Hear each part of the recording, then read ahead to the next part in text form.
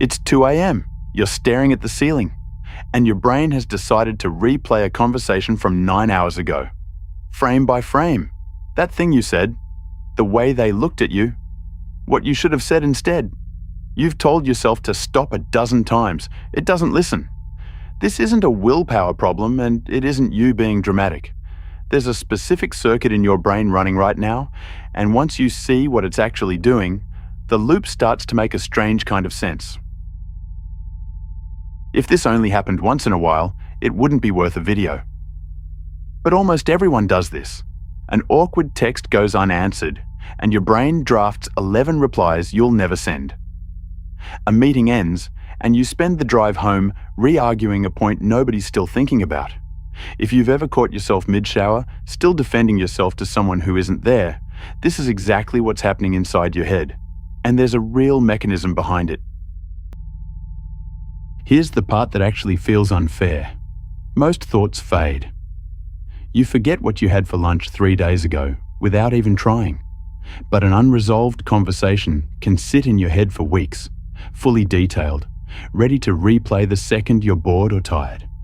Your brain isn't randomly malfunctioning. It's applying a rule, the same rule it uses for open problems it hasn't finished solving. And that rule is exactly what makes this feel involuntary. When you're not focused on a task, driving on autopilot, lying in bed, staring at a wall, a network in your brain called the default mode network takes over. It's the part responsible for self-reflection, replaying memories, and simulating conversations that haven't happened yet. It's not a flaw. It's how you plan, learn from mistakes, and understand other people.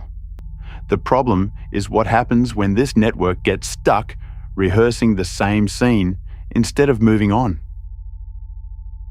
Researchers studying rumination have found that people who dwell the most show heavier, more persistent activity in this exact network, going over the same material without reaching a new conclusion. It's not thinking. Thinking moves somewhere. This is more like a search that keeps returning the same result over and over, because as far as your brain's concerned, the search hasn't actually finished yet. There's an important difference psychologists draw between rumination and reflection. Reflection moves, you look at what happened, learn something, and let it go. Rumination circles the same 3 minutes without ever landing anywhere new. Both use the exact same network. The difference isn't the topic, it's whether the loop is making progress or just replaying. That's also why simply thinking harder about the situation doesn't help. You can spin the same wheel 100 times and still not move an inch. There's a well-documented effect in psychology called the Zeigarnik effect. Unfinished tasks are remembered far more vividly than completed ones. A waiter can hold 10 unpaid orders in their head effortlessly, then forget them instantly once the bill is settled.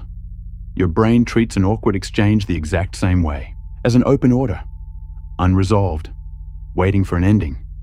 Until it gets one, some part of you keeps the tab open. This didn't come from nowhere. For most of human history, your social standing inside a small group was tied directly to survival. Being disliked, excluded, or embarrassed in front of the tribe carried real danger. So your brain evolved to flag social threats, an insult, a mistake, a moment of rejection, as urgent and worth replaying until resolved. That circuitry is still fully online. It just has no idea that arguing with your coworker on Tuesday isn't a survival event. It also explains why the bad moments loop harder than the good ones. Your brain is wired to weigh negative or threatening information more heavily than positive information. It's the same bias that makes one harsh comment outweigh 5 compliments. Combine that with an unfinished loop circuit, and you get a very specific outcome. The one thing that went wrong gets replayed on repeat, while the 9 things that went fine that day get almost no airtime at all. Not everyone loops the same amount. People higher in a trait called neuroticism, and people who grew up in more unpredictable or high conflict environments tend to ruminate more. Their threat detection system got calibrated to stay on higher alert. That's not a character flaw either. It means the volume on this circuit got turned up early, often for good survival reasons at the time, and it's still set there by default. So the loop isn't broken. It's doing exactly what it evolved to do, searching for a resolution to something it's flagged as unfinished and important. The problem is that modern conflict rarely gets a clean resolution. You can't always go back and fix the conversation. There's no ending for your brain to file the memory under. So it just keeps checking back. The way you'd keep checking a door you're not sure you locked. Nighttime makes it worse for a specific reason.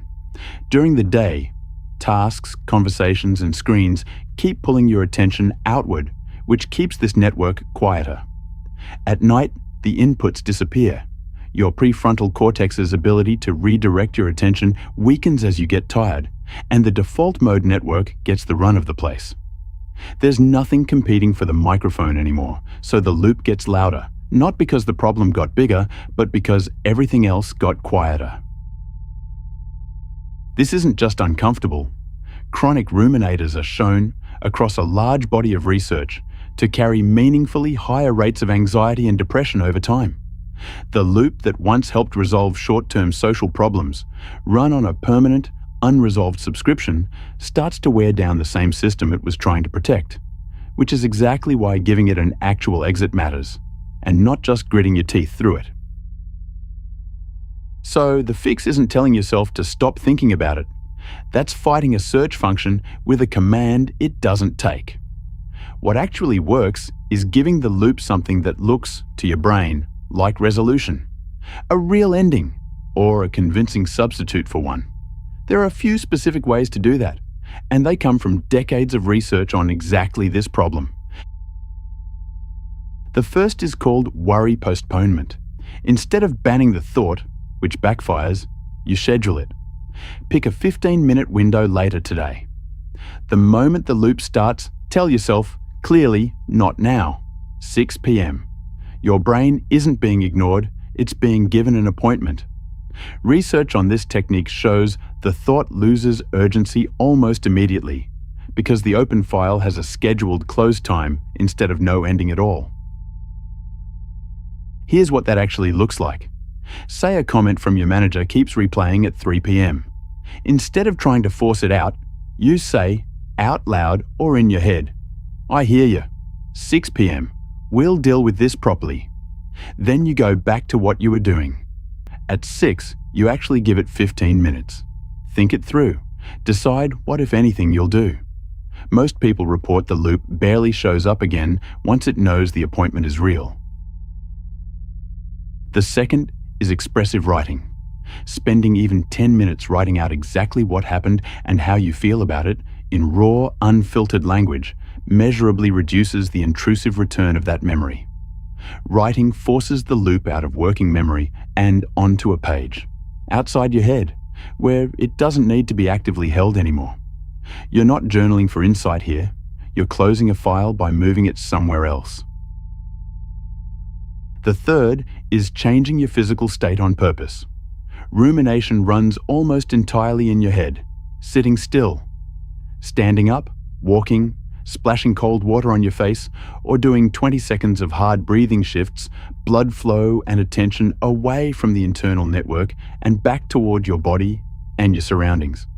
It doesn't solve the underlying issue, but it interrupts the loop mid-replay, which is often all you actually need. The fourth is deciding your next move in advance. Part of why the loop keeps circling is that it's still searching for what you'll do differently. Once you decide, concretely, if this comes up again, I'll say this, the search has an answer. You don't need to have already used it. Your brain just needs to know one exists. That alone is often enough to quiet a loop that's been running for days. If the loop tends to hit hardest right before sleep, do the writing exercise as part of your wind down, not lying in bed. A short brain dump before you turn off the lights gives the default mode network somewhere to put the open file before it takes over your evening. It's a small habit, and it consistently outperforms just trying to think about something else. One honest note, none of this switches the loop off overnight. It gets quieter with repetition, not with a single use. The first time you try worry postponement, the thought might come back anyway. That's not the technique failing. That's a habit that took years to build getting interrupted for the first time. Consistency does the work here, not willpower. So here's what's actually happening the next time you're lying awake at 2 a.m. A network built for reflection is treating an unfinished social moment the way it once treated real physical threats, replaying it, unresolved, because as far as it's concerned, the loop hasn't gotten an ending. It's not a flaw in you. It's a very old system doing its job in a world it wasn't built for. Your brain isn't broken. It's overprotective. It's trying to keep you safe using rules written for a much smaller, much more dangerous world. The good news is you can retrain what it counts as resolved. Give it a scheduled time, a page to write on, a plan for next time, and the loop gets the ending it's been searching for. This week, pick one. Next time a conversation starts looping, either schedule it for later, write it out fully once, or decide right now what you'd say differently.